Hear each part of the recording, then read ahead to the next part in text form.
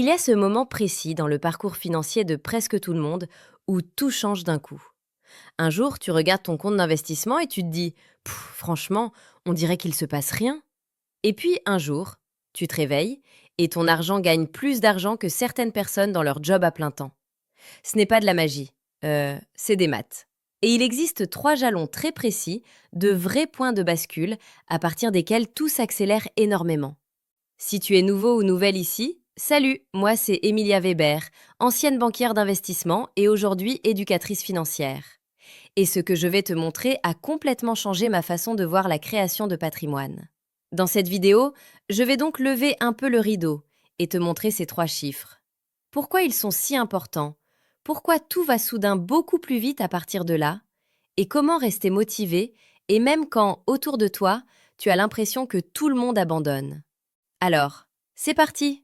Avant de parler de ces grands jalons, il faut d'abord comprendre pourquoi construire un patrimoine est si lent au début, et franchement, souvent très frustrant.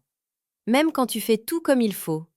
Quand tu commences à épargner et à investir, il y a une vérité un peu inconfortable dont presque personne ne parle. Au début, tes progrès viennent presque uniquement de tes versements, pas des rendements. Je t'explique. Disons que tu investis 50 euros par mois sur un compte fiscalement avantageux, avec un rendement moyen de 8% par an. Si tu fais ça pendant 3 ans, tu auras investi 1800 euros de ta poche. C'est la partie en bleu sur le graphique. Et au passage, c'est déjà énorme. Ça montre que tu es discipliné ou discipliné, que tu tiens sur la durée, que tu as fait de l'investissement une habitude, et très peu de gens y arrivent vraiment. Donc si tu arrives à épargner et investir régulièrement, tu es déjà bien plus loin que la majorité. Mais voilà le problème. Regarde à nouveau ce graphique. Pendant que tes versements augmentent de façon stable, la croissance liée aux investissements, la partie verte, reste encore très faible. Si tu as l'impression de faire tout le travail toi-même, c'est parce que c'est exactement ce qui se passe. Et c'est là que beaucoup de gens abandonnent. Surtout quand ça implique de se priver un peu au quotidien. Mais honnêtement, arrêter à ce moment-là, c'est la pire chose que tu puisses faire. Parce que tu es juste à 2 doigts du moment où la courbe commence à se plier. Et pour comprendre ça, il faut vraiment comprendre comment fonctionne l'intérêt composé, ce qui se passe en coulisses, pendant que toi, tu as l'impression de ramer. Dit simplement, l'intérêt composé, c'est quand tes gains commencent eux-mêmes à générer des gains. Un petit exemple, tu investis 100 euros. La première année, tu fais 10% de rendement. À la fin de l'année, tu as 110 euros. Les 10 euros en plus, c'est ton gain. La deuxième année, ton investissement ne croît plus sur la base des 100 euros de départ, mais sur la base des 110 euros. Encore 10% et tu arrives à 121 euros. Tu n'as rien ajouté. La première année, tu as gagné 10 euros. La deuxième, 11 euros. Ce petit euro de différence, c'est ça le début de l'intérêt composé. Ta croissance commence à croître. Alors oui, pris comme ça, les chiffres ne sont pas impressionnants. Mais regarde ce qui se passe quand tu investis sur le long terme. Si tu investis 50 euros par mois pendant 30 ans, l'image change complètement. La partie verte du graphique dépasse largement la bleue. Et si en ce moment tu penses à abandonner, ou que tu n'as même pas encore commencé, c'est maintenant qu'on va parler des 3 jalons qui changent vraiment tout.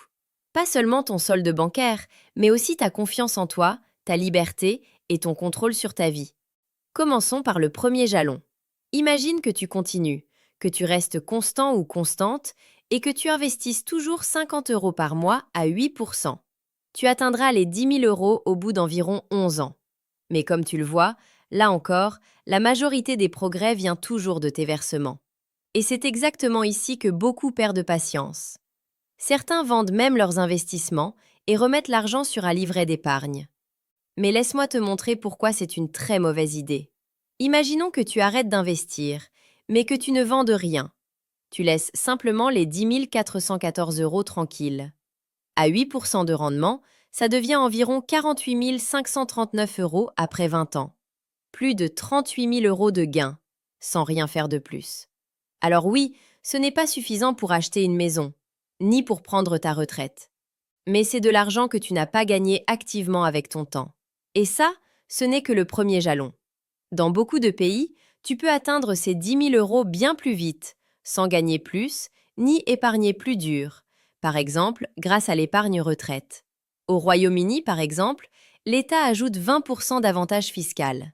Pour 80 € que tu verses, il en ajoute 20. Tes 80 € deviennent instantanément 100. Donc si tu verses 200 € par mois dans une retraite d'entreprise, ça fait 250 € investis. Résultat, tu atteins les 10 000 € en environ 3 ans. Et le mieux dans tout ça? Beaucoup d'employeurs ajoutent encore une contribution. Parfois, ils doublent même la tienne. Si tu ne profites pas de ça, tu renonces littéralement à de l'argent gratuit chaque mois. Et quand tu atteins ces 10 000 €, il se passe autre chose d'important. Psychologiquement. Tu vois ce chiffre et tu te dis « Ok, je peux le faire ». Tu peux rester constant ou constante. Tu peux construire du capital. Tu peux résister aux tentations. Si 10 000 € prouvent que toi, tu peux créer du patrimoine, 100 000 € prouvent que ton argent peut travailler pour toi. À partir de 100 000 €, l'intérêt composé devient vraiment palpable. Si à 35 ans, tu as 100 000 € investis et que tu n'ajoutes plus rien ensuite, ça peut devenir plus d'1 million à 65 ans. On appelle ça le coast fire. Pas parce que tout le monde devrait faire ça, mais parce que ça montre à quel point ce jalon est puissant. Avant, les progrès viennent de toi. À partir de là, ils viennent de ton argent. Et chaque tranche de 100 000 € suivante arrive de plus en plus vite. Et puis, il y a le dernier jalon, le million. À ce stade, ton patrimoine peut se suffire à lui-même. À 8%, ça fait 80 000 € la première année, puis plus de 150 000 € par an quelques années plus tard. Travailler devient optionnel. C'est là qu'entre en jeu la règle des 4%. L'idée est simple. Tu retires 4% par an, ajusté à l'inflation, et le reste investi. Alors, si tu te demandes par où commencer, la réponse est simple. Commence. Juste commence. Le temps est ton plus grand allié. Et oui, construire du patrimoine, c'est important. Mais n'oublie pas de vivre. L'argent est un outil. Il est censé soutenir ta vie, pas la remplacer. Et c'est exactement de ça qu'on parlera dans la prochaine vidéo.